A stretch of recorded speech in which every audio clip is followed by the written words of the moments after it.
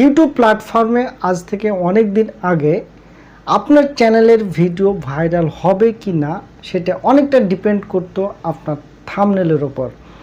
Thumbnail যদি ভালো হতো বা থাম্বনেলটি যদি ক্র্যাচ হতো তাহলে আপনার ভিডিওটি ভাইরাল হয়ে যেত, নয়তো যে কোনো সময় ডাউন হওয়ার সম্ভাবনা থেকে যেত।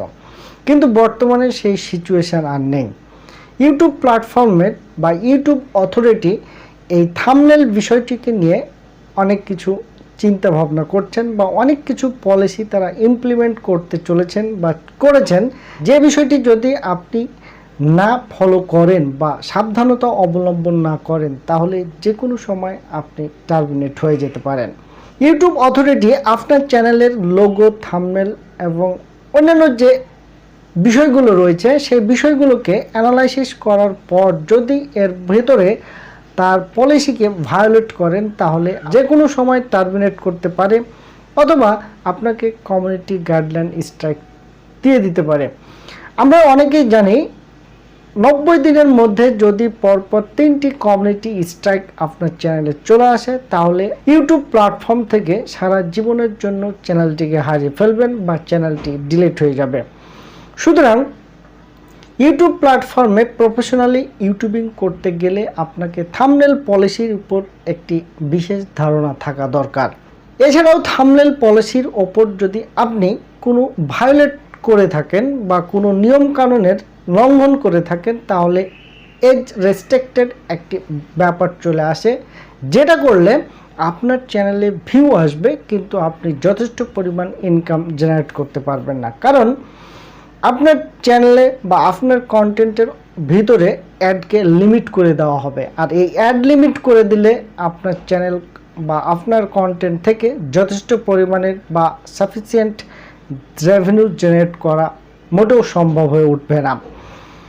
সুতরাং যারা কন্টেন্ট ক্রিয়েটর বা যারা ইউটিউবিং করতেছেন তাদেরকে ইউটিউব পলিসি বা থাম্বনেল পলিসির যে বেসিক কনসেপ্টগুলো রয়েছে সেই কনসেপ্টগুলোকে জেনে শুনে সামনের দিকে এগোতে হবে।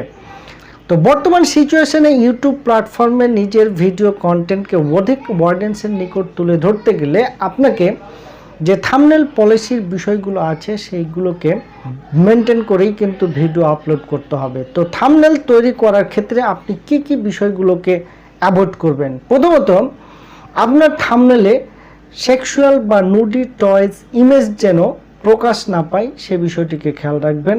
আরেকটি বিষয় হচ্ছে আপনার থাম্বনেলের ভিতরে কোনো অশ্রাব্য গালিগালাজ সম্বলিত কোনো টেক্সট ইনপুট করবেন না, এবং বাস্তব তো নয় বরঞ্চ গ্রাফিক্যালি আপনি কোনো রক্তাক্ত বা খুনাখুনির বিষয়গুলো আপনার থাম্বনেলে ফুটিয়ে উঠাবেন না।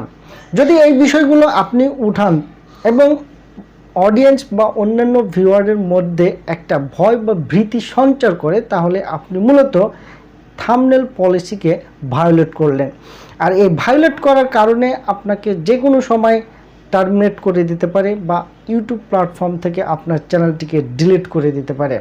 সুতরাং আজ থেকে অনেক দিন আগে যখন থাম্বনেলই বেস ছিল একটি চ্যানেলকে গ্রো করার ক্ষেত্রে, কিন্তু বর্তমানে সেই সিচুয়েশন আর নেই, কারণ থাম্বনেল ভালো হলেই যে আপনার চ্যানেলটি লং টার্মে ভিউয়ার গেন করতে পারবেন বা সাবস্ক্রাইবার গেন করবেন এরকম ধ্যান ধারণা থেকে বেরিয়ে আসতে হবে। কারণ সিটিআর বেশি হলেই যে আপনার চ্যানেলটি সাস্টেনেবল পজিশনে থাকবে সেটা কখনোই কল্পনা করবেন না। আপনি অ্যাট্রাকটিভ থাম্বনেল তৈরি করবেন এবং সঙ্গতিপূর্ণ টেক্সট ইমেজ ব্যবহার করেও একটি ভালো মানের থাম্বনেল তৈরি করবেন, এটা ঠিক আছে, কিন্তু সেই সাথে আপনাকে আপনার কন্টেন্ট কোয়ালিটির দিকে ফোকাস দিতে হবে।